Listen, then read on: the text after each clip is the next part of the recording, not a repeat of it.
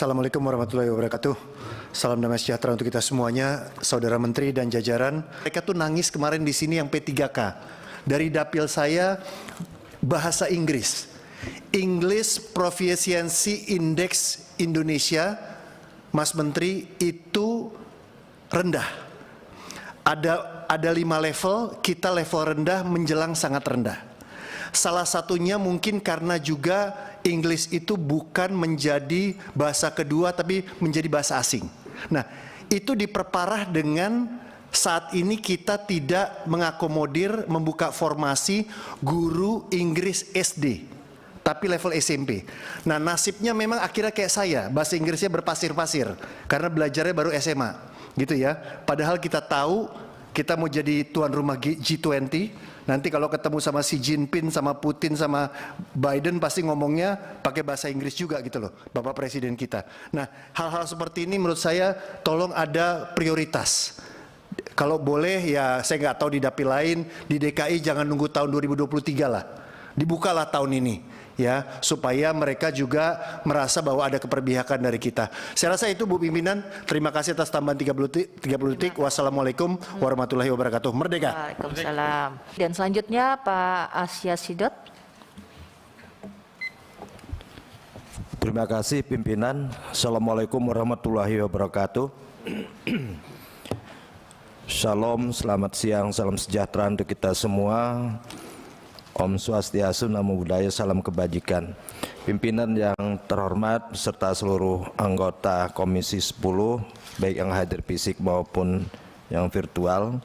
Yang saya hormati Saudara Menteri beserta jajaran, terima kasih atas kesempatan ini, dan terima kasih juga Pak Menteri sudah berkunjung ke Kalimantan Barat. Ya, kemarin saya sempat mendampingi Pak Menteri. Luar biasa. Ini kalau Pak Menteri datang, yang banyak minta foto itu ibu-ibu ya Pak Menteri ya.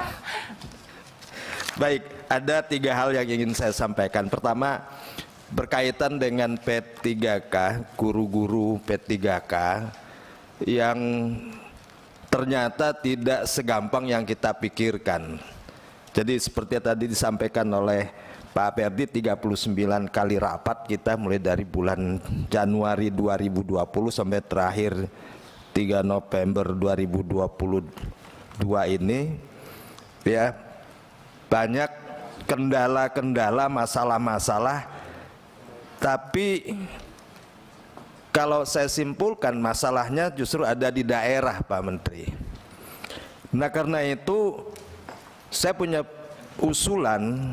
Ya, ini terkait juga sebetulnya tidak variabel tunggal dia, karena undang-undang yang mengatur negara ini banyak sekali. Ada Undang-Undang Nomor 23 Tahun 2014 tentang pemerintahan daerah, bupati berwenang menyelenggarakan pendidikan dasar dan menengah, pendidikan dasar, kemudian gubernur dia pun berwenang untuk menyelenggarakan pendidikan menengah. Jadi kewenangan pendidikan ini sudah dibagi-bagi, sudah dipotong-potong ya. Nah, sehingga jangan-jangan itu yang menyebabkan persoalan-persoalan di dunia pendidikan kita ini semakin hari semakin rumit. Mutu tidak maju-maju, tidak naik-naik, mutu pendidikan kita masalahnya tidak selesai-selesai.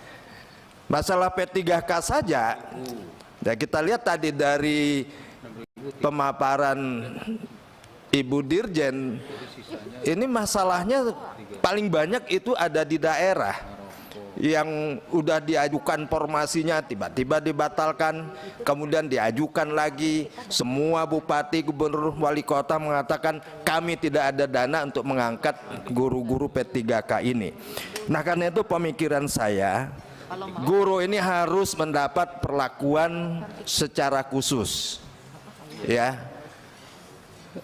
Kalau dia diperlakukan secara khusus, yang menangani ini hanya Kementerian Pendidikan, Kebudayaan, Riset dan Teknologi, tidak dicampur-campur dengan bupati. Karena kadang-kadang persoalannya juga guru-guru ini ikut terlibat dalam urusan politik.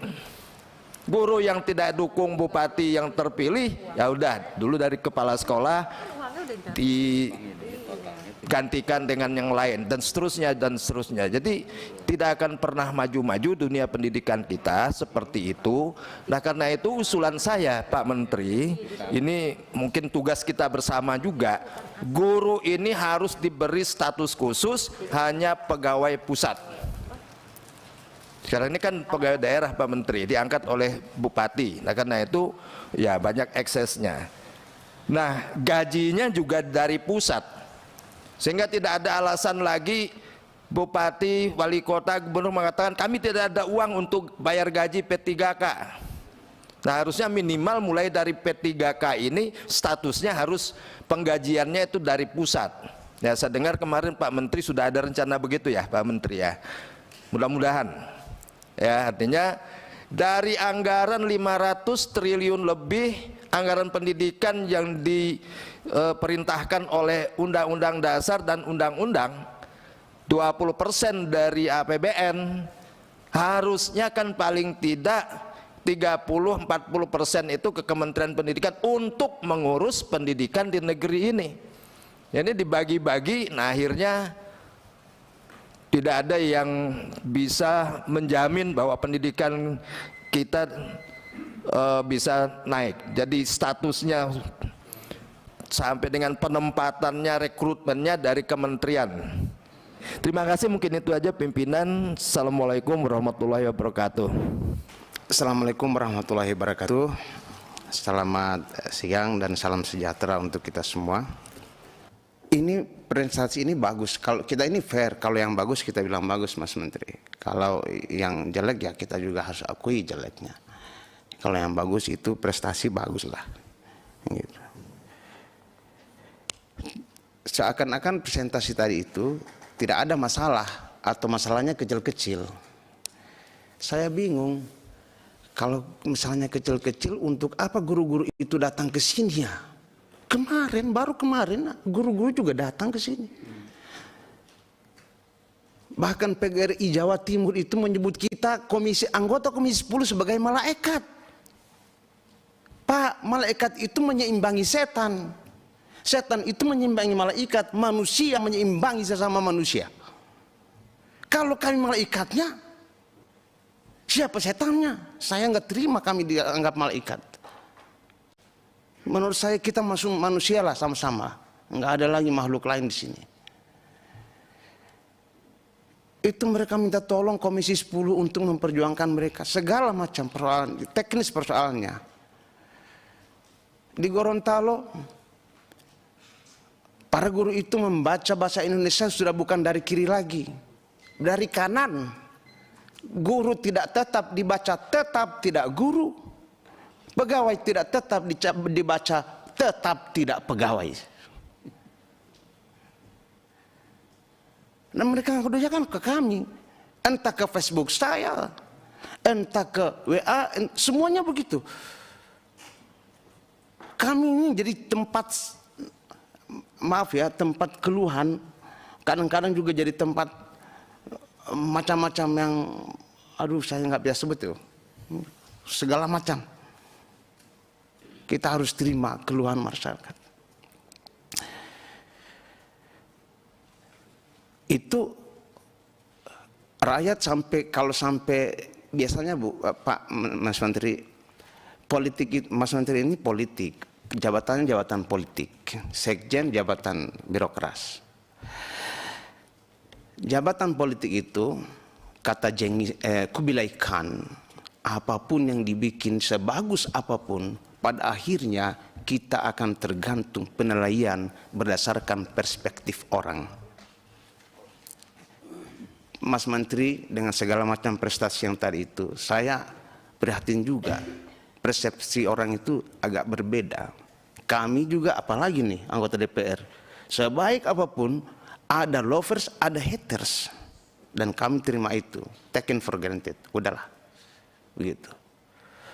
Nah sekarang perspektif Kementerian Pendidikan ini kalau kita survei kepada guru-guru secara jujur kepada semua guru, Mudah-mudahan dapat, kalau di raport itu dapat hitam. Kalau di saya sih masih hitam Pak, nggak merah, masih bagus.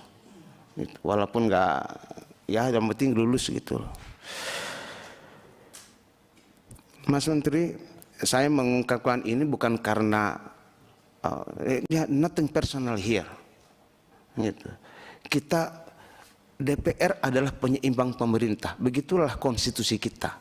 Tidak ada partai pemerintah, tidak ada partai oposisi, tidak ada. Kita tidak mengenal sistem itu. Yang kita kenal itu adalah DPR penyeimbang pemerintah. Makanya kami menyeimbangi Bapak. Untuk apa? Untuk kebaikan-kebaikan. Kebaikan siapa? Kebaikan orang banyak. Entah itu orang banyak akan mengetahui DPR berfungsi atau tidak, itu juga perspektif. Apakah itu mereka menilai kementeriannya yang berfungsi atau tidak, itu juga perspektif. Kita berharap bersama-sama, kami mau membantu kementerian, Mas Menteri, dan juga Ibu Sekjen. Kami bantu apa sih yang harus dilakukan oleh Komisi 10 untuk membantu Ibu Bapak menangani segala macam masalah ini, terutama P3K.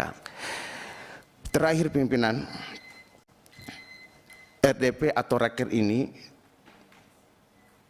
kita minta jaminan tanggal berapa masalah khusus P3K selesai.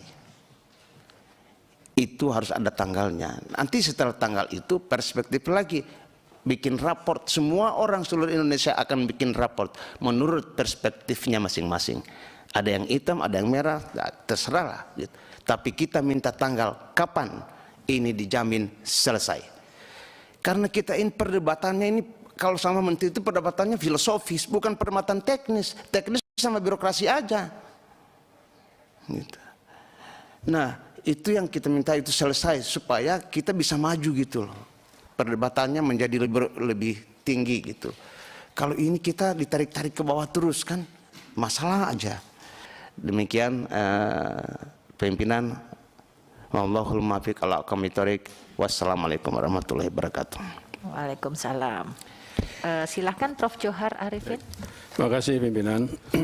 Pimpinan hormati dan semua anggota, saudara menteri, saudara jajaran berbahagia. Langsung aja, kita nggak menyangka serumit ini ya masalah rekrutmen guru ini. Dulu awalnya kita sangat bersemangat. Kita tahu sudah begitu lama tidak ada pengangkatan PNS guru, maka kita semangat untuk memberikan penghormatan kepada guru honorer. Dan kita sepakat diutamakan nomor 35 ke atas, dan sepakat awalnya tidak pakai tes, tapi karena ada undang-undang harus pakai tes, kita tes hanya untuk penghormatan. Ya, kita sepakat itu 1 juta guru, dan Menteri Keuangan juga sudah oke, Menpan juga oke. Tapi di perjalanannya dibuat peraturan-peraturan yang sudah ada meribetkan. Jadi saya sarankan ya cabut aja peraturan yang mengganggu itu. Ya, kembali kita ke hitah semula, memberi penghormatan kepada guru-guru honorer yang berbakti luar biasa dengan gajinya sekedar tapi tetap berusaha mengabdi. Nah, akibat dari ini yang sangat dirugikan adalah perguruan tinggi swasta, sekolah-sekolah swasta. Datang ramai kemari, mereka mengatakan kembalikan guru-guru swasta ke hitahnya. Karena begitu mereka lulus, mereka dicabut dari swastanya, masuk ke PTN. Jadi seolah-olah di swasta itu bukan anak Indonesia.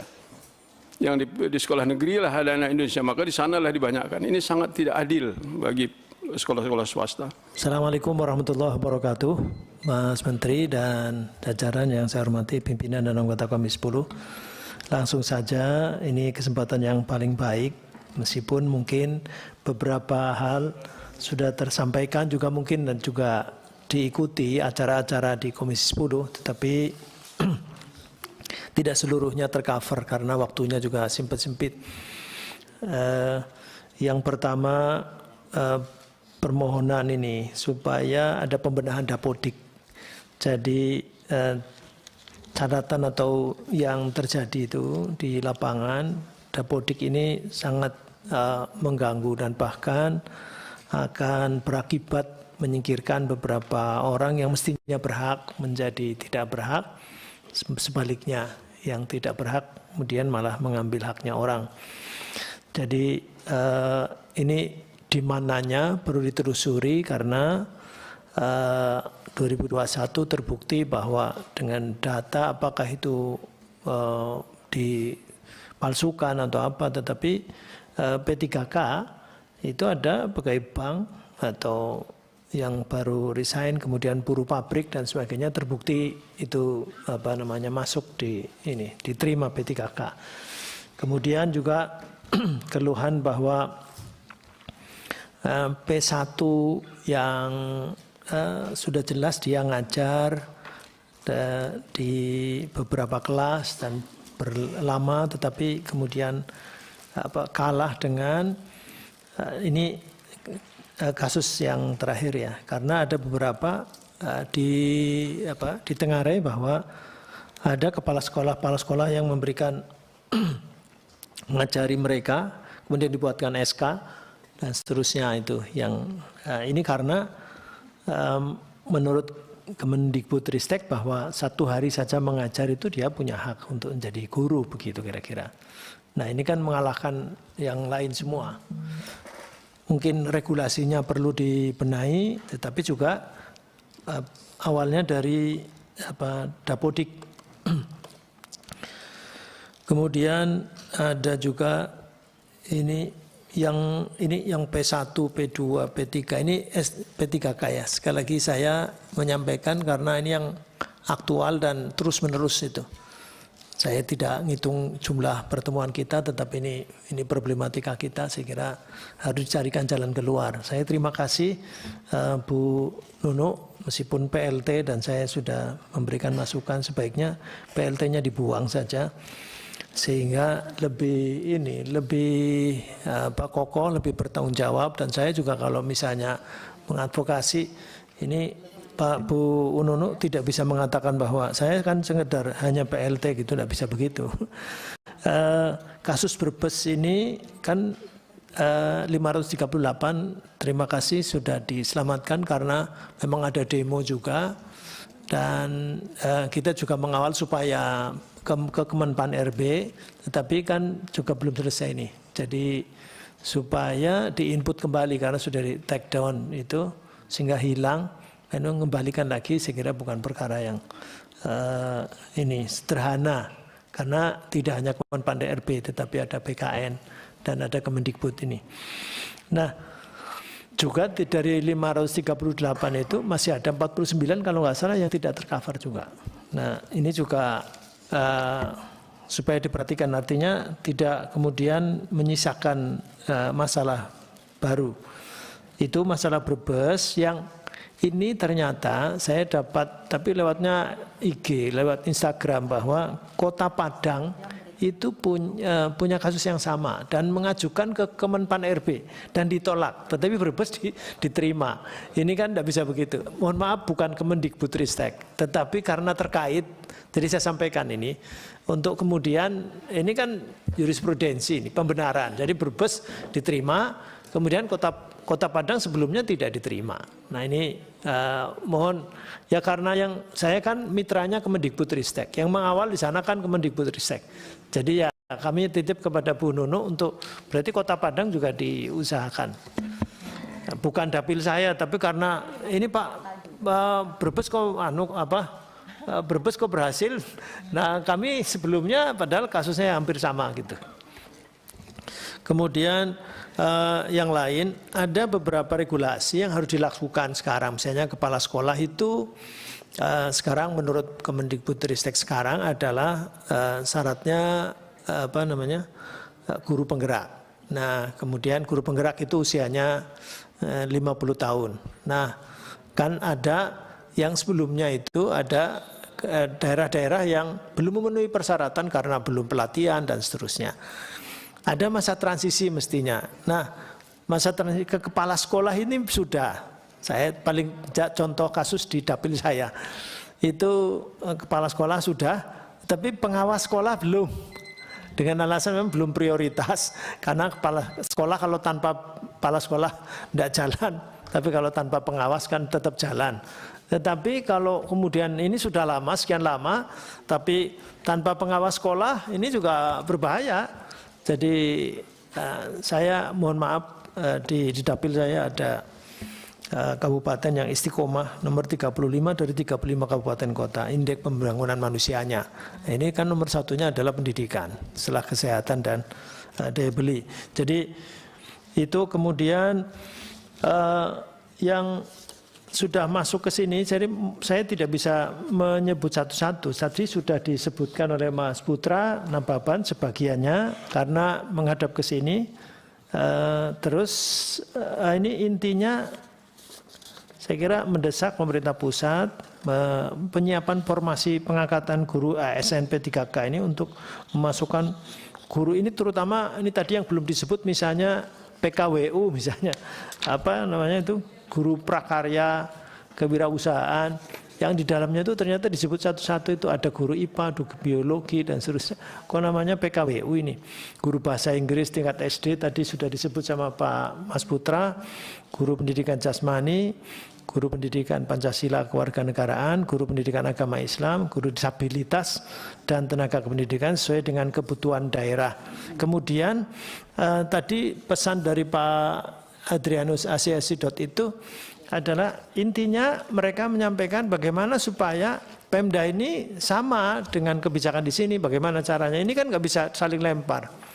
Dan saya tadi contoh kasus Brebes saja misalnya, itu kan setelah saya kejar bukan oleh yang membatalkan bukan Dinas Pendidikan, tetapi BKD yang sekarang namanya BPSDMD. Nah artinya di daerah juga seperti itu, di atas juga seperti ini. Jadi betapa pentingnya koordinasi. Pendidikan tidak bisa sendirian. Pendidikan itu harus dengan, kalau infrastruktur kan dengan PUPR. Kalau formasi dan sebagainya berarti Kemenpan RB. Jadi menurut saya ini himbauannya ya supaya ini koordinasi dan tidak hanya di tingkat pusat tapi sampai ke bawah. Kalau perlu mungkin bikin semacam MOU atau apa surat keputusan bersama atau apa. Ya kalau titiknya di sini, linknya lewat Kemendagri karena pendidikan itu adalah urusan wajib yang sudah didistribusikan disentralisasikan secara konkuren kabupaten kota, SMP SMP sampai ke bawah dan SMA SMK dan pendidikan khusus dan layanan khusus provinsi dan perguruan tinggi di pusat. Nah terakhir diskusinya ini mohon maaf hanya satu sektor karena yang muncul di sini guru, tetapi tenaga kependidikan belum ada diskusi, belum ada solusi. Nah ini mohon maaf untuk ini karena mereka berkali-kali juga ke sini. Jangankan tenaga kependidikan yang sangat penting seperti operator, laboran dan seterusnya. Ini yang mengeluh itu penjaga sekolah sekarang sudah mereka khawatir sudah bertahun-tahun di sana dan sekarang katanya mau di outsourcingkan. Saya akan kemana ini ikut siapa? Padahal sudah 15 sampai 20 tahun di situ. Saya kira sekali lagi babnya adalah tenaga kependidikan. Dan kemarin muncul di sini ternyata tenaga kependidikan tidak hanya S1, S2, ada yang sudah S3 katanya. Nah, di perguruan tinggi. Dan itu juga tidak pernah dibahas. Jadi mohon supaya ini ada perhatian status kesejahteraan dan jaminan sosial. Terima kasih. Assalamualaikum warahmatullahi wabarakatuh. Bismillahirrahmanirrahim. Terima kasih Ibu Hetipa dan pimpinan yang lainnya. Dan terima kasih juga Mas Menteri dan seluruh Dirjen dan yang mendampingi maupun yang sudah definitif, apalagi yang masih PLT, mudah-mudahan hilang T-nya itu. Mas Menteri, saat ini kita raker, hati saya sangat tenang, sejuk melihat data-data yang disajikan oleh Mas Menteri dan seluruh perangkat-perangkatnya. Kalau hari kemarin kami menerima 3 kelompok dari Lampung, terus dari Jawa Timur dan dari Jakarta, hati rasanya panas dan sedih sekali. Dari 3 kelompok kerja yang kemarin datang ke sini, itu semuanya hampir sama, baik yang berbahasa Inggris maupun yang bukan, itu ada persoalan P3K guru honorer. Itu artinya bahwa apa yang telah disajikan oleh Mas Menteri di data ini, itu masih ada problem. Oleh karenanya, marilah kita sama-sama agar problem ini bisa terselesaikan dengan baik dan seksama. Jangan sampai problem ini menurut Menteri itu sudah sangat bagus sekali penyelesaiannya, tapi menurut pemangku para guru itu belum selesai. Saya kira ini kan hal yang sangat tidak masuk di akal. Kami sebagai ya boleh dianggap yang bisa membawa aspirasi mereka, kan tentunya juga harus memikirkan apa yang menjadi jalan terbaik buat hal ini semua. Jangan sampai juga nanti Mas Menterinya nauzubillah min dzalik dapat teguran dari Presiden, kan saya kira nggak bagus juga itu. Kenapa ini menjadi sangat penting sekali, Mas Menteri? Karena saya terus terang aja politisi yang berbangkat, background saya adalah santri. Saya tidak mau apa yang menjadi kata hadis Rasulullah yang diriwayatkan oleh Imam Ahmad, dikatakan, saya bacakan, laisa minna man lam yujilla kabirona wa yarham shagirona wa ya'rif li alimina. Tidak termasuk golongan kami. Jangan sampai saya ini tidak termasuk, apalagi Mas Menteri dan yang lainnya, tidak termasuk golongan Rasulullah SAW karena tidak memuliakan yang lebih tua dan menyayangi yang lebih muda, serta yang tidak mengerti hak orang yang berilmu. Orang yang berilmu ini adalah guru. Saya waktu pesantren terhadap guru saya, jangankan terhadap guru, terhadap binatangnya guru saja itu harus dihormati. Oleh karena sekali lagi, bagaimana apa yang menjadi hak guru-guru kita ini, apalagi guru itu yang termasuk di daerah-daerah terpencil, Papua, Papua Barat, Maluku Utara, ini kan harus betul-betul kita wongke kalau kata budayanya Mas Dirjen Kebudayaan. Itu. Yang kedua, Mas Menteri, kami di Komisi 10 ini akhirnya P3K itu kalau menurut saya plesetkan, yaitu pertolongan pertama PHP Kementerian. P3K, pertolongan pertama PHP Kementerian. Karena apa? Karena seperti apa yang tadi data Bang Ferdi bilang, ini semuanya kan sudah 39 sampai saat ini, sudah hampir 1 tahun. Ini belum selesai semua. Oleh karenanya bagaimana ini segera kita bisa selesaikan. Ini data yang disampaikan juga di halaman 44, ini daya serapnya baru 40,9%. Ini artinya bahwa ini belum ada trust antara kementerian terkait dengan pemerintah daerah. Persoalan P3K. Oleh karenanya menurut saya ini juga harus segera ada solusi, ada win-win solution yang terbaik. Yang selanjutnya penempatan P3K, saya kira saya ada video sedikit bisa ditayangkan ya. Ini untuk ya cari hiburan sebentar. Bisa ditayangkan sebentar.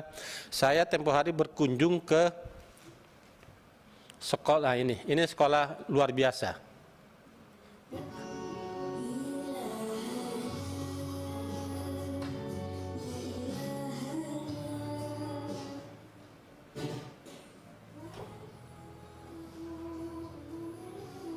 Nah, itu ada yang kecil sekali, ada yang dewasa, menyangkut usia. Saya kira cukup aja itu, sekedar cukup kan. Nah, cukup, Mas Menteri dan Pak Dirjen.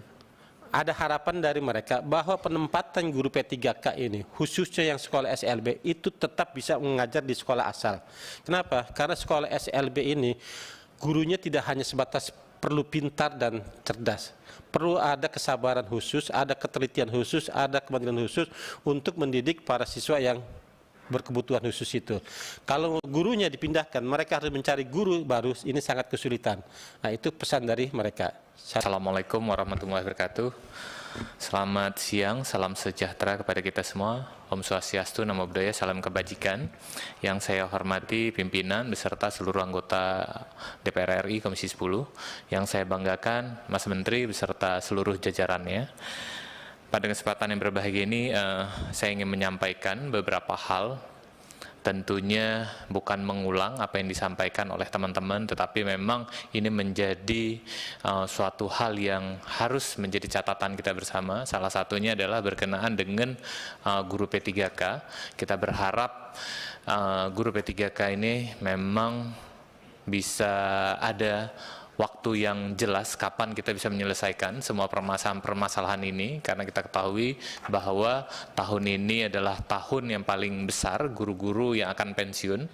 Tentunya guru-guru pensiun ini kita berharap tidak terjadi kekosongan proses pengajaran, Oleh karena itu, berkenaan dengan P3K ini harus bisa kita selesaikan dengan timeline yang jelas.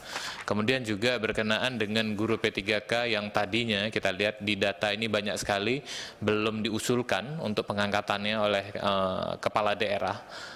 Nah, ini menjadi catatan kita bersama, kenapa kepala daerah itu tidak mengusulkan formasinya. Apakah karena kekhawatiran pemerintah daerah berkenaan dengan pembiayaan terhadap guru P3K. Oleh karena itu haruslah dilakukan koordinasi yang jelas, penyampaian yang jelas agar tidak ada lagi simpang siur berkenaan dengan tanggung jawab maupun juga tentang penggajian para guru P3K. Dan kita berharap guru-guru P3K ini cepat selesai semua permasalahannya, tidak ada lagi misalnya ada kemarin juga ada dari dapil saya itu dari sekian formasi yang diusulkan oleh pemerintah daerahnya nggak nyampe 10%. Nah, itu jangan sampai terjadi karena kita bukan bicara anggaran tetapi bagaimana tanggung jawab negara untuk mendidik anak-anak bangsa. Jika terjadi kekosongan ini menjadi pembiaran kepada kita agar tidak terjadi proses pendidikan yang baik. Nah, ini menjadi catatan kepada kita semua. Mudah-mudahan berkenaan dengan hajat harapan dari para guru P3K ini bisa cepat terrealisasi. Jangan sampai kebahagiaan mereka lulus P3K tetapi akhirnya tergantung-gantung gitu. Nggak jelas mau ke sekolah awal udah nggak terima, mau sekolah baru belum diangkat. Ini kan menjadi permasalahan. Akhirnya timbul konflik di masyarakat. Suuzon, wah gurunya ini jangan-jangan kepala sekolah suuzonnya dengan pemerintah, kepala daerah suuzonnya kepada pemerintah pusat. Nah, ini jangan lagi terjadi berkenaan dengan sistem pengangkatan guru P3K karena mereka adalah pahlawan dan juga guru yang harus kita muliakan. Mungkin itu yang dapat saya sampaikan. Saya akhiri, wallahul muwaffiq ila aqwamit thoriq. Wassalamualaikum warahmatullahi wabarakatuh. Waalaikumsalam. Terima kasih yang sudah subscribe. Bagi yang baru menemukan channel ini, like videonya, klik lonceng, dan hidupkan notifikasinya. Jangan lupa di subscribe. Tiba waktunya kepada Ibu Anita Jakoba. Dan setelah itu bersiap-siap Pak Mustafa Kamal ya dari fraksi PKS. Silakan Ibu Anita. Terima kasih Ibu Pimpinan, Bapak dan Ibu Pimpinan Komisi 10 yang saya hormati, teman-teman Komisi 10 dan Bapak Menteri beserta jajaran. Yang pertama, saya bersyukur hari ini kita membicarakan hal yang penting. Sejak tadi pagi dan hari ini bertepatan dengan Hari Pahlawan. Hari Pahlawan Nasional ya, 10 November hari ini. Dan saya ingin kita juga mengingat bahwa pahlawan nasional itu masa lalu yang harus kita ingat. Tetapi ada juga yang harus kita perjuangkan saat ini adalah pahlawan-pahlawan tanpa tanda jasa. Guru-guru honorer yang sudah mengabdi belasan tahun di daerah-daerah terpencil yang sampai hari ini masih menangis karena mereka tidak pernah merasakan keadilan dari pemerintah. Mereka yang sudah mengabdi di desa-desa, di pelosok-pelosok, yang harus menyeberang sungai, yang harus langgar kali, kalau orang NTT bilang, ya, yang kadang-kadang kalau banjir taruhan nyawa, tetapi sampai hari ini mereka tidak bisa masuk lolos P3K. Itu yang pertama. Saya minta perhatian Pak Menteri dan seluruh jajaran untuk guru-guru yang ada di pedalaman, yang sudah mengabdi belasan tahun, Pak, bukan 1-2. Dan saya juga mau ngangkat di Hari Pahlawan ini. Saya ingin mengingatkan bahwa pahlawan-pahlawan tanpa tanda jasa yang ada di pedalaman-pedalaman itu sampai hari ini menuntut keadilan sosial bagi seluruh rakyat Indonesia. Sila kelima Pancasila. Kenapa tidak pernah diberikan kepada mereka? Bukti, ada guru-guru yang baru 1 tahun, 2 tahun mengajar, lolos P3K. Mereka yang sudah belasan tahun tidak pernah lolos. Dengan berbagai macam alasan. Oleh sebab itu saya minta Pak Menteri, mari kita coba ingat ini. Bagaimana justru mereka ini yang sudah belasan tahun ini, yang tidak pernah diperhitungkan oleh negara ini, justru mereka itu yang harusnya mendapat prioritas untuk diangkat. Apapun alasannya, kalau menurut saya mereka sudah tidak pantas lagi diukur dengan apapun karena terlalu mulia hati mereka, Pak.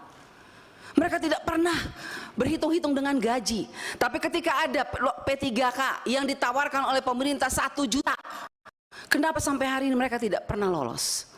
Sangat menyedihkan, Pak Menteri. Yang kedua, seperti kami daerah 3T, bahkan semua daerah 3T, khususnya NTT, kami ini kenyataannya tuh Pak, betul-betul kekurangan guru. Kurang guru kami. Tetapi kami kenapa dibatasi? Kenapa banyak sekali yang tidak lolos? Ada formasi dari kepala daerah, tapi yang datang, saya sudah kemarin reses ke beberapa kabupaten, kepala daerah mengatakan kami mintanya lain, formasinya lain, diberikan oleh pusat lain, Bu Anita. Contoh, di Timur Tengah Selatan, banyak sekali mayoritas kami Kristen, Pak. Formasinya guru Kristen, tapi yang dikasih guru agama Islam. Akhirnya guru itu tidak diberi jam pelajaran, 0 pelajaran, tidak dibayar. Tetapi dana daunya sudah dihitung masuk ke APBD. Akhirnya anggaran itu saya tanya dipakai untuk apa Pak Bupati?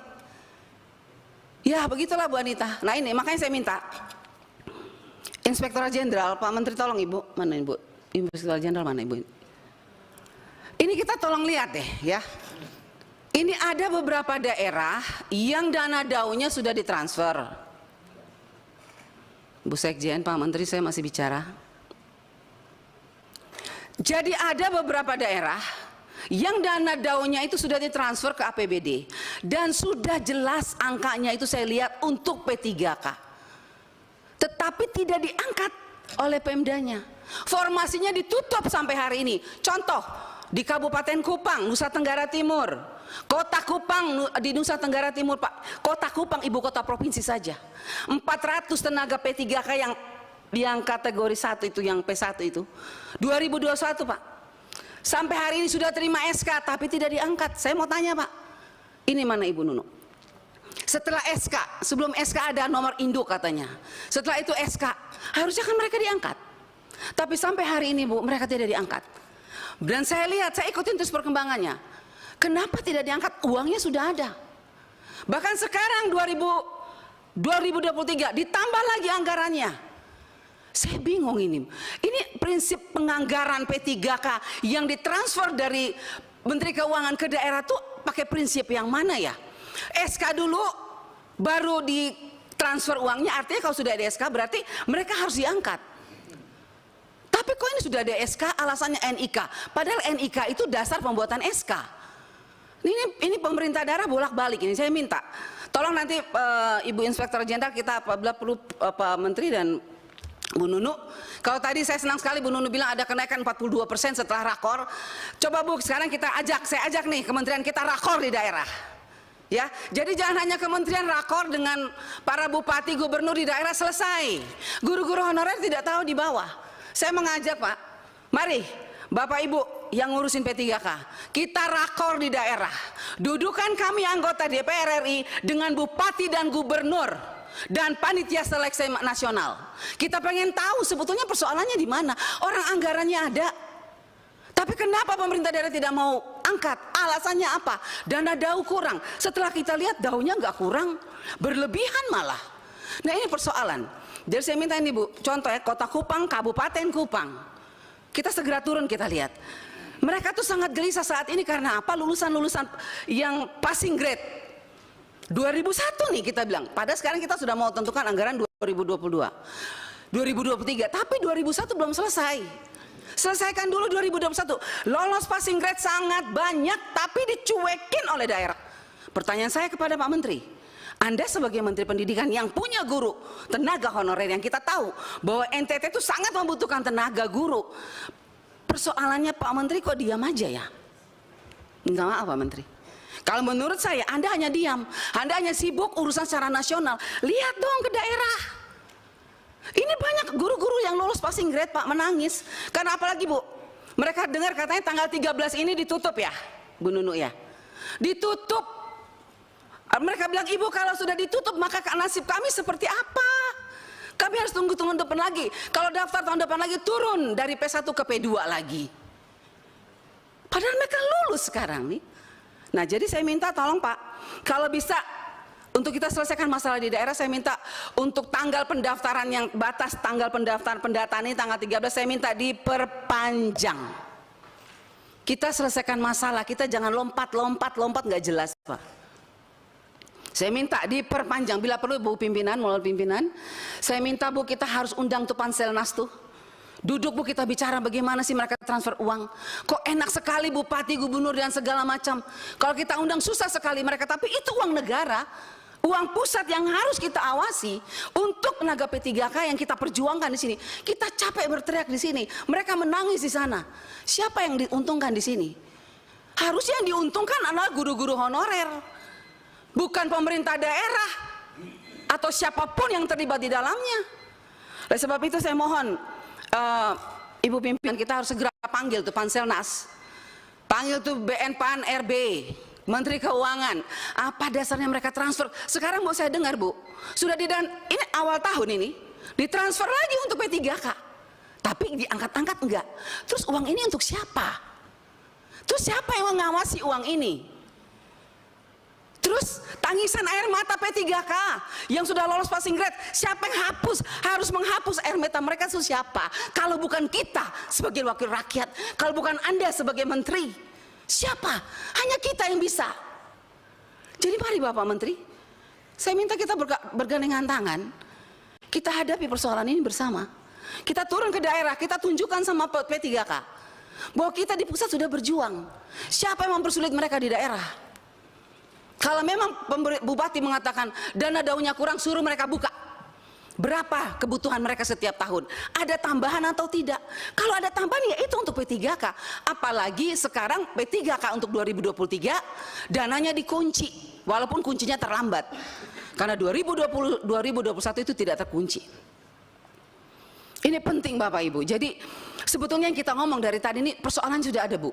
Uangnya sudah ada di daerah. Cuman persoalannya kepala daerah tidak mau angkat. Alasannya dana daun kurang. Coba hitung, saya sudah hitung. Kota Kupang ada kelebihan, Kabupaten Kupang ada kelebihan, tapi bupatinya tidak mau.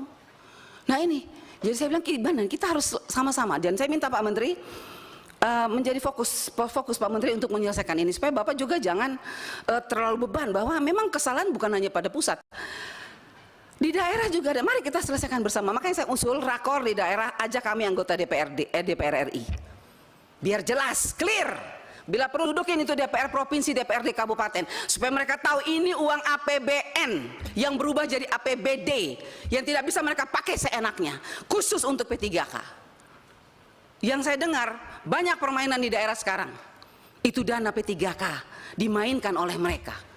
Makanya saya kadang-kadang saya bikin, kalau bila perlu kita pakai, minta KPK aja periksa kalau begini caranya. Sakit hati kita nih, kasihan guru-guru itu. Bismillahirrahmanirrahim. Assalamualaikum warahmatullahi wabarakatuh. Salam sejahtera buat bapak-bapak dan ibu sekalian, pimpinan, Pak Menteri dan Ibu Sekjen beserta para dirjen dan jajaran di Kemendikbudristek. Ini tentang guru P3K. Kita jatuh pada lubang yang sama Pak Menteri. Bertahun-tahun kita kemarin dirundung masalah tenaga honorer. Kita merasa dengan ada P3K ini menjadi solusi. Tapi ternyata yang berjalan permasalahan yang sama. Saya bosan Bu Anita, kalau kita ngundang lagi Menteri Keuangan, Menteri Menpan RB, Menteri apa lagi? Mendagri. Kita berapa kali sudah kita bikin rapat-rapat seperti ini dan masalahnya sama. Kenapa kita tidak pernah belajar dari masalah yang ada? Bahwa kita punya kekurangan dalam peraturan perundangan, hubungan pusat dan daerah itu fakta. Marilah kita buat perencanaan berdasarkan peraturan perundangan yang ada, masalah yang pernah kita alami. Sehingga kemarin saya katakan ke Prof. Nunu, kalau kita gagal merencanakan, gagal membuat perencanaan, kita merencanakan untuk gagal memang. Jangan hanya karena keinginan 1 juta guru. Kita harus buat perencanaan. Kalau perlu dengan pemerintah daerah itu bahas dulu semuanya. Bahas dulu sampai keluar angkanya. Mau 1 juta, mau 500, mau 200 dulu, tahap pertamanya berapa? Putuskan bersama sehingga kita di sini dapat hasilnya dan tidak ada yang kena prank nasional. Dia sudah lulus, tapi tidak dilantik, tidak ada SK-nya, sudah dilantik, tidak ada formasinya, sudah dapat formasi, tak dapat gajinya pula. Jadi kita ini mengulang-ulang masalah yang sama. Kita jatuh pada lubang yang sama. Bagaimana kualitas bernegara kita ini? Kita NKRI. Demikian, terima kasih pimpinan. Assalamualaikum warahmatullahi wabarakatuh. Waalaikumsalam. Mas Nadiem, ini mohon sebelum kita beri kesempatan ke Kang Dede, saya ingin memberi kesempatan 2 menit kepada Bang Putra sebagai kesempatan untuk menambahkan beberapa hal, mungkin pertanyaan ataupun tanggapan, silahkan. Ya baik, pimpinan yang bijaksana, karena memang di tengah permainan ada pergantian peraturan gitu ya. Kalau di bola udah kacau ini ya, tapi nggak apa-apa, saya senang sekali dikasih waktu. Singkat saja Saudara Menteri, ini hanya mau mengulang apa yang pernah saya sampaikan kepada Saudara Menteri terkait dengan jalur mandiri ketika terjadi penyuapan. Nah, kalau tadi, karena di DKI Jakarta kita nggak mengalami, dananya bukan dari pusat, kita bayar sendiri gitu ya.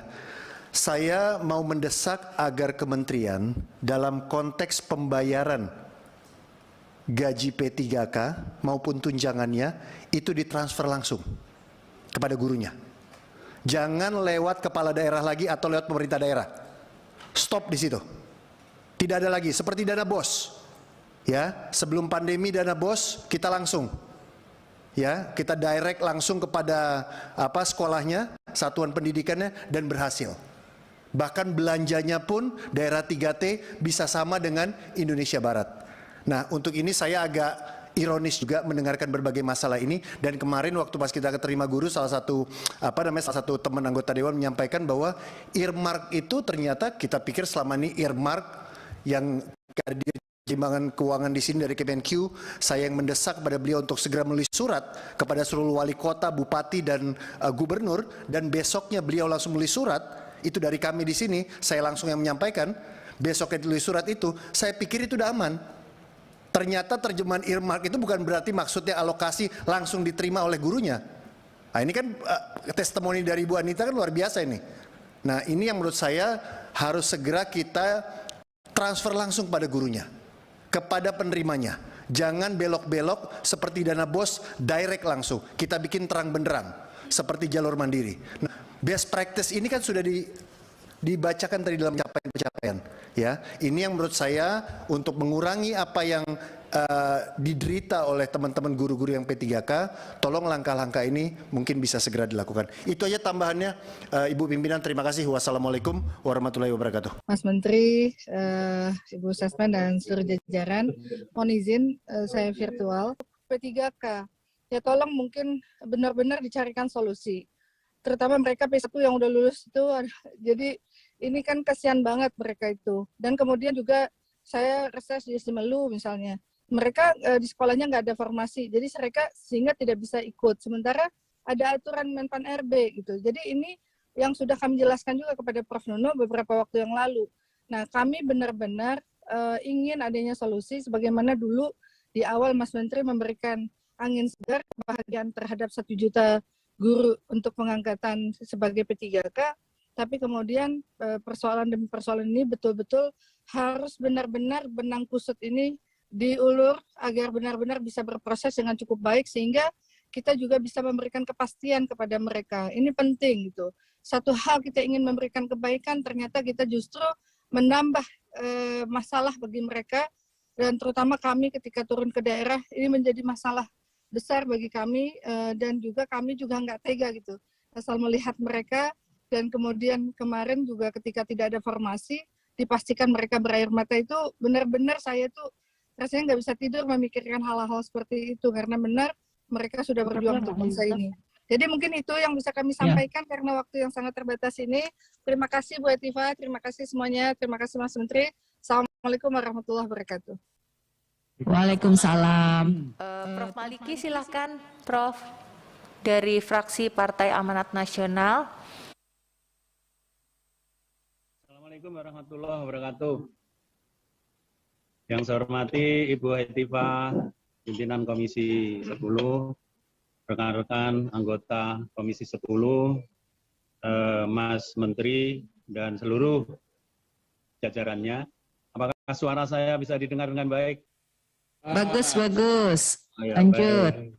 Baik, yang pertama saya kira saya singkat saja karena waktunya juga sudah sore. Yang pertama tentang pengangkatan guru honorer menjadi ASN P3K, karena ini harus menjadi pembelajaran kita bahwa program-program kita yang mau kita lakukan ini perlu dibuat perencanaan yang baik. Ini akibat karena perencanaan yang tidak baik, akhirnya yang terjadi pengangkatan guru honorer menjadi ASN P3K ini berlarut-larut. Ada yang sudah lulus passing grade 193.000 sekian, tidak dapat formasi dan sekarang harus mencari jalan keluar. Dan mereka yang kita kategorikan menjadi P1, mereka masih kita bebani untuk mengikuti P2, untuk diobservasi, untuk dilakukan penyesuaian. Dan kalau kemudian dia melakukan, sementara sudah merasa 2 tahun, merasa sudah lulus, tapi tidak jelas nasibnya, masih harus ikut observasi dan penyesuaian. Ini memberikan beban dan bagi mereka sebuah penderitaan tersendiri. Oleh karena itu sekali lagi mari kita ambil pelajaran, kita buat perencanaan yang baik sehingga kemudian tidak terjadi kasus seperti yang ada dengan pengangkatan guru honorer menjadi ASN P3K ini. Kemudian yang kedua, saya mengharap tetap ada diskresi guru-guru honorer yang dari swasta itu usahakan untuk dikembalikan ke sekolah asal. Sampai hari ini masih banyak keluhan melalui kami, sekolah-sekolah swasta, yang mengeluh karena guru seniornya itu dihijrahkan, dimigrasikan ke sekolah negeri. Oleh karena itu, tolong nanti kalau sudah kelanjur diangkat di sekolah negeri, saya minta Kemendikbudristek untuk melakukan diskresi. Kalau ada permintaan untuk ditarik kembali, bagaimana caranya kemudian dipayungi aturan sehingga kemudian mereka bisa menarik kembali guru seniornya itu ke sekolah asal. Itu permintaan kami. Saya kira itu pimpinan yang saya hormati. Terima kasih. Bila taufiq wal hidayah. Assalamualaikum warahmatullahi wabarakatuh. Waalaikumsalam. Terima kasih Pak. Selanjutnya terakhir ini dari Kang Dede ya. Sudah terakhir ya. Kang Dede, mangga. Oke. Finally. Terima kasih Ibu Ketua, Mas Menteri yang saya hormati, Pak Ibu Sekjen, para Dirjen. Saya pikir karena udah banyak sekali yang tadi, saya mau spesifik aja langsung. Menurut Menteri Keuangan dalam awal bulan November dikatakan masih ada 1.200 triliun alokasi anggaran yang belum terserap. Dan 1.200 triliun ini katanya nanti akan bisa berubah menjadi subsidi-subsidi, bisa menjadi BLT, bisa menjadi subsidi bensin, dan sebagainya. Nah, hal ini sebetulnya merupakan kabar gembira buat Kemendikbud. Apabila bisa melakukan, katakanlah lobby-lobby lagi untuk mendorong lebih banyak dukungan bantuan kepada bidang pendidikan. Salah satunya adalah untuk masalah pembayaran guru-guru itu tadi. Walaupun sudah di-earmarking, tetapi kan pada kenyataannya daerah masih belum mendapatkan. Jadi saya ingin langsung saja mengenai rekrutmen guru, kita apresiasi apa yang sudah dilakukan Prof. Nunu saat ini ya, sudah mampu menyerap, masih ada 41.000 lagi kalau nggak salah. Guru P1, betul ya Prof. Nunu ya? Mohon Mas Menteri, tahun ini harus selesai. Yang 41.000 itu harus done tahun ini, P1. Pemerintah daerah saya paham pasti kemarin tadi katanya sudah bisa ditambah berapa tadi 19.000 sekian ribu lagi ya. Tapi kalau bisa dilakukan pendekatan seperti Brebes tadi atau mungkin nanti NTT, gunakan personal approach baik itu kepada Kemendagri atau kepada para bupati wali kota. Tawarkan mereka tambahan-tambahan lainnya, DAK lainnya atau apa yang lainnya yang bisa membuat mereka akhirnya membuka formasi. Tapi kalau bisa Desember akhir P1-nya selesai. Sehingga P2 bisa kita selesaikan di tahun berikutnya dan P3 berikutnya lagi. Kalaupun ini mentok, kita juga di sini di DPR juga sudah mentok, kita upayakan untuk pansus, tapi kita sampai sekarang belum dapat izin pimpinan DPR.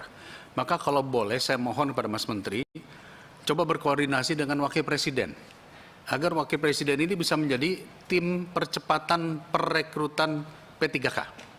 Sehingga nanti bisa memanggil Panselnas, bisa memanggil BKN, bisa memanggil Pemda, dan lain-lain. Supaya apa? Supaya ada kesepakatan bersama antara pemerintah. Berikutnya, Mas Menteri, saya sepakat guru swasta ini sudah banyak yang tercerabut dari sekolahnya. Apabila mereka sudah lolos PG, tolong dibantu kembali dulu mereka di sekolah swasta, digaji oleh pemerintah sampai ada formasi di luar. Tapi kalau sekarang saat ini mereka sudah tercabut, belum tentu diterima di tempat lain, dan juga dia tidak mendapatkan gaji. Jadi pada menangis semua.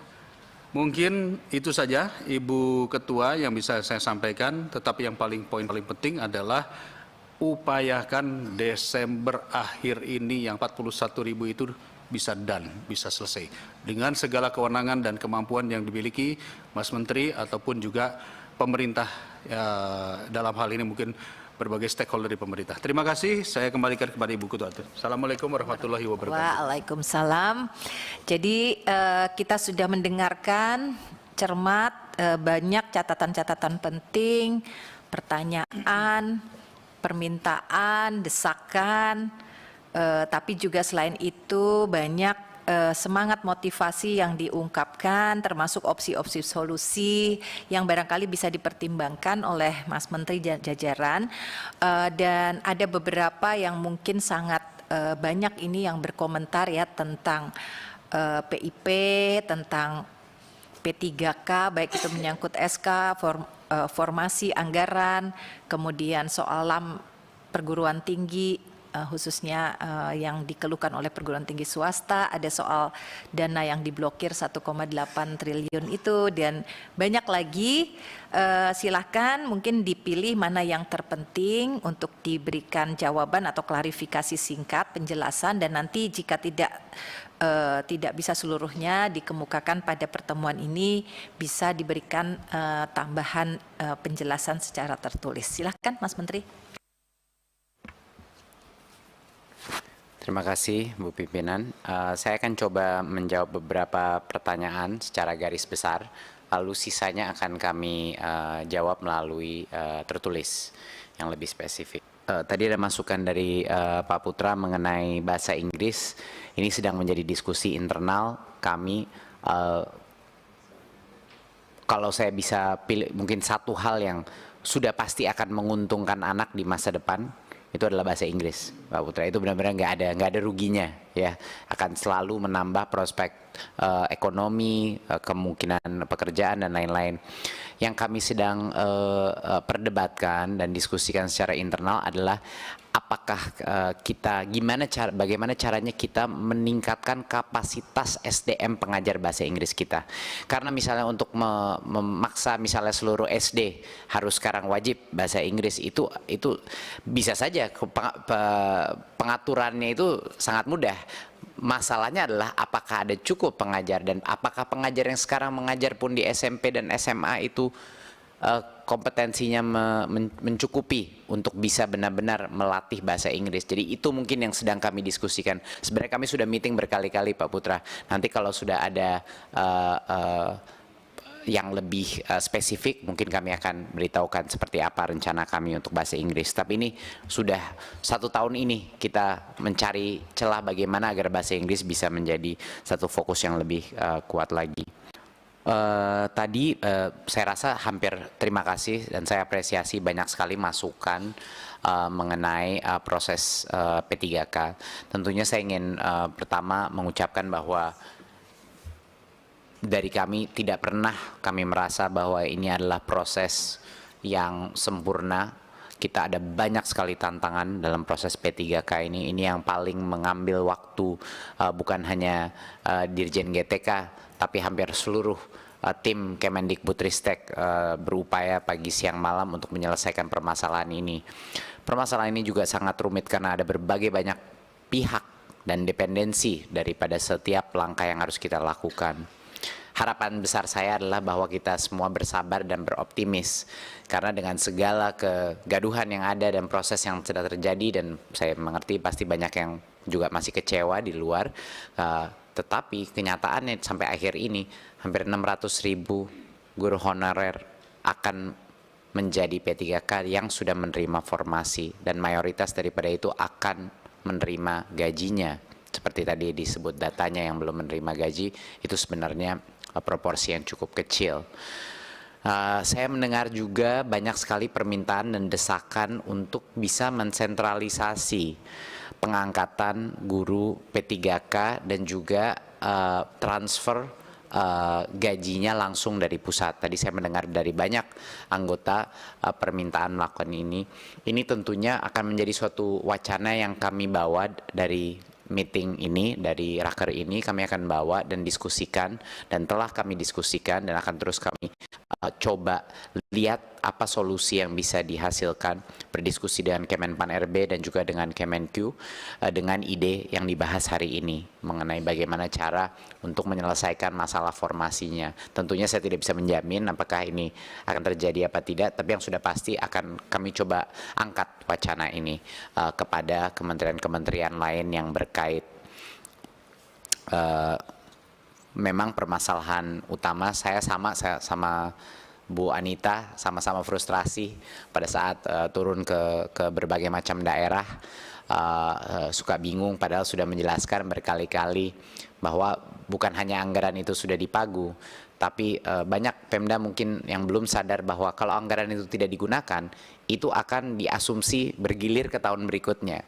Jadi secara teknis kalau tidak dikeluarkan anggaran itu, anggaran totalnya Pemda itu akan berkurang tiap tahun, dan itu yang mungkin bisa juga dibantu komunikasikan kepada anggota Komisi 10 kepada masing-masing Pemda bahwa memang sudah di-earmark gitu, tapi memang kami akan terus berjuang, terus bersosialisasi kepada setiap daerah untuk memastikan dan meyakinkan bahwa ini adalah harusnya prioritas nomor 1. Gitu. Kenyataannya adalah kenapa waktu misalnya Bu Anita mengecek dan ternyata ada anggarannya, kenyataannya adalah anggaran itu tidak diprioritaskan untuk guru honorer, tapi ada kebutuhan lain yang mungkin dianggap lebih penting. Realitanya adalah itu. Jadi itu yang mungkin harus kita bantu bersama-sama gotong royong menekan kepada Pemda bahwa prioritas nomor 1 adalah pendidikan, dan prioritas nomor 1 di pendidikan adalah guru-guru honorer yang sekarang belum menerima nafkah yang layak. Jadi itu mungkin poin besarnya. Tentunya seperti yang Bu Nunu sudah presentasikan, semua isu-isu seperti guru tidak menyerobot guru lain di sekolah tempatnya, itu semuanya adalah alasan kenapa ini makan waktu. Komitmen kami adalah ini akan mayoritas daripada isu ini akan selesai sampai dengan akhir 2024.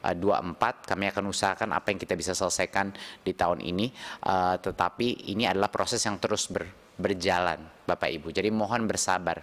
Memang nggak akan semua yang puas di tahun ini, tapi tahun depan lebih banyak lagi yang puas, lebih sedikit lagi yang tidak puas. Tahun berikutnya akan sangat sedikit yang tidak puas dan lebih banyak yang puas. Jadi itu adalah proses, dan kami mohon kesabaran dari semua pihak untuk kami melakukan ini. Karena belum pernah ini terjadi sebesar ini dan sebanyak ini yang menjadi P3K. Dalam berpuluh-puluh tahun belum pernah. Jadi ini adalah suatu hal yang memang mungkin kerepotan inilah yang harus kita lalui untuk bisa menyelesaikan masalah ini. Tadi mengenai TIK, saat ini terus oleh Pak Bu pimpinan. Kalau saudara menteri menyatakan itu berarti ketika membuat statement 1 juta tanpa perhitungan. Betul. Jadi mohon bersabar, itu harusnya dihitung dulu dong sebenarnya berapa yang pensiun, berapa jumlah sekolah dengan 268.000 sekolah guru yang dibutuhkan SD, SMP, SMA, SMK berapa? Gitu. Itu yang saya jadi catatan bagi kami. Terima kasih pimpinan. Tambahan pimpinan saya. Ya Bu. 1 menit. Terima kasih pimpinan. Jadi begini Pak Menteri, masalahnya sekarang yang kita lihat di daerah itu anggarannya sudah ada. Nah sekarang yang saya minta Pak Menteri yang lulus passing grade yang 2021 yang sudah lulus tinggal diangkat ini Pak, kan uangnya sudah ada itu. Makanya tadi saya dorong, ayo kita dorong sama-sama Pemda angkat. Bila perlu bulan November ini angkat semua lulusan passing grade tahun 2021 karena uangnya sudah ada. Kita cek aja di daerah. Kalau memang uangnya sudah ada, angkat. Begitu, pimpinan. Makasih. Setuju, Bu. Terima Tambah kasih. lagi, Bu. Baik, lanjut. Bisa saya lanjut? Saya tambah Oh, ya, lagi. silakan, Saya Pak. kira ini aja, Mas Menteri, to the point saja. Apa yang menjadi permintaan kawan-kawan tadi, diantaranya adalah persoalan pengangkatan. Yang tidak di halaman terakhir ini contoh, pelamar P1 yang belum mendapat penempatan dapat mengikuti seleksi sebagai P2 garis miring P3, pelamar umum dengan menggunakan jabatan fungsional lain yang dimiliki. Menurut saya konkret saja, yang sudah melamar P1, kali belum lulus, langsung aja dinyatakan lulus. Nggak usah ada P1, P2, ini kan bikin ruwet, bikin rumit. Satu itu. Yang kedua, apa yang menjadi permintaan teman-teman, persoalan penempatan kerja. Ya sudah dijawab aja langsung. Yang lulus tetap bisa bekerja, mengajar di sekolah asal. Tidak boleh, tidak harus pindah ke sekolah negeri. Harus kayak gitu aja. Yang ketiga, yang sudah ditempatkan tetapi jauh di daerah lain, seperti di dapil saya. Orang Probolinggo ditempatkan di Jaya Wijaya. TNI aja itu mikir. Kalau kata Cak Lontong, jangankan PNS, sinyal aja susah masuk ke sana. Ya. Nah, saya kira tegas saja, ambil kebijakan diskresi menteri bahwa yang sudah ditempatkan di daerah lain terlalu jauh, diskresi. Kita ulang dan kita tempatkan di daerah asal. Saya kira 3 poin itu aja. Terima kasih. Terima kasih. Saya mungkin Silakan, Mas. sedikit klarifikasi ya, mohon maaf Bu Pimpinan. Sedikit klarifikasi bahwa semua pemilihan lokasi dan posisi formasi yang tersedia itu dilakukan oleh gurunya masing-masing. Tidak ada penempatan. Ya nggak mungkin dong guru masing-masing. Mas dari Probolinggo ditempatkan Jaya Wijaya dia milih sendiri. Nggak mungkin. Nggak masuk akal sekali. Semuanya menu Pak, yang dipilih oleh gurunya ada prioritas Nggak satu. mungkin. dulu. Dia nggak pernah milih itu. Jadi siapa Pak yang milih? Dia tidak bersedia. Ada datanya saya. Betul. Tapi kami tidak, baik Pemda Saya maupun tempatkan. kami Yang tidak di Probolinggo terlibat. itu, pimpinan mohon maaf ya, jadi debat krusial. Ada yang ditempatkan di Jaya Wijaya, satu. Ada yang ditempatkan di Halsel, Halera Selatan, Maluku Utara. Ada yang ditempatkan di Kasongan, Maluku Tengah, di Palangkaraya. Ada datanya. di saya. Izin Pak, nggak ada Ya. itu Pak. Hah? Itu Excel yang beredar itu bukan dari kita Pak. Jadi saat ini itu tidak ada penempatan di luar daerah kewenangannya. Mungkin. Bisa dicek Pak. Di dalam Permen PAN RB-nya sudah ada diatur sedemikian. Ini saya Karena, kirim dari. ya, karena nggak boleh lintas daerah Pak. Karena hanya formasinya kan tersedia di daerah dia, di kabupaten kotanya dia. Untuk klarifikasi, ya, untuk klarifikasi yang kedua juga adalah mungkin klarifikasi bagi masyarakat juga untuk mengetahui bahwa biar tidak ada persepsi bahwa yang guru swasta yang akan mengikuti proses ini seolah-olah mereka ditarik ke negeri, itu sebenarnya mereka lah yang ingin menjadi guru negeri, dan tentunya yayasannya juga sangat banyak kendala dengan hal ini. Tapi itu adalah keputusan daripada masing-masing gurunya, bukan ditarik oleh pemerintah mereka yang menginginkan kesempatan untuk mengajar di guru negeri. Tapi seperti yang tadi Bu Nunuk sudah tunjukkan, sekarang benar-benar prioritas agar tidak ada serobot-serobot dan tidak ada posisi yang diambil, benar-benar prioritas diberikan kepada guru negeri di masing-masing sekolah dan lokasinya dulu. Itulah makanya kita butuh beberapa ronde untuk memastikan itu. Bu Pimpinan mau menyelesaikan satu jawaban tadi, ada kelupaan dari tim kami mengenai apa, guru agama. Jadi yang mau jawab? Iya. Siapa yang? Oh iya. Nah tadi itu juga. Untuk yang guru agama mungkin Bu Nunu atau siapa? Kami kayaknya akan berkoordinasi dengan Kementerian Agama mengenai yang pertanyaan tadi mengenai guru agama dan formasi di situ. Ya, terima kasih. Pak Menteri, tadi, yang saya bilang tadi bahwa kalau bisa kita rakor di daerah. Mungkin bukan Pak Menteri tapi siapalah. Yang penting ada bersama kami dengan pemerintah daerah untuk menyelesaikan masalah yang saya bilang tadi. Lolos passing grade, uangnya ada tapi belum diangkat. Karena ketidaktahuan kepala daerah atau tidak tahu apa sengaja nggak tahu, saya nggak tahu, tapi kita harus bikin tahu dan kita harus perjelas itu. Itu yang pertama. Yang kedua, tadi Pak, tanggal 13 ini kan tutup. Saya bisa minta tolong kalau bisa diperpanjang itu, karena persoalannya ini banyak di daerah pendataan yang katanya tanggal 13 ini ditutup. Makasih. Baik ya teman-teman semuanya, kita mohon ya kesabarannya, kita sama-sama cermati kesimpulan dan keputusan dari rapat kita yang sangat penting, yang banyak sekali menggali berbagai isu persoalan dan opsi-opsi solusi ke depannya, sehingga nanti kita bisa menutup tahun 2022 ini dengan lebih optimis lagi. Baik, dengan mengucapkan hamdalah kita bisa menutup raker pada hari ini, dan dengan seizin teman-teman semuanya kami sekali lagi mengucapkan terima kasih dan sampai jumpa pada raker berikutnya. Assalamualaikum warahmatullahi wabarakatuh. Saya tutup rapatnya. Alhamdulillah.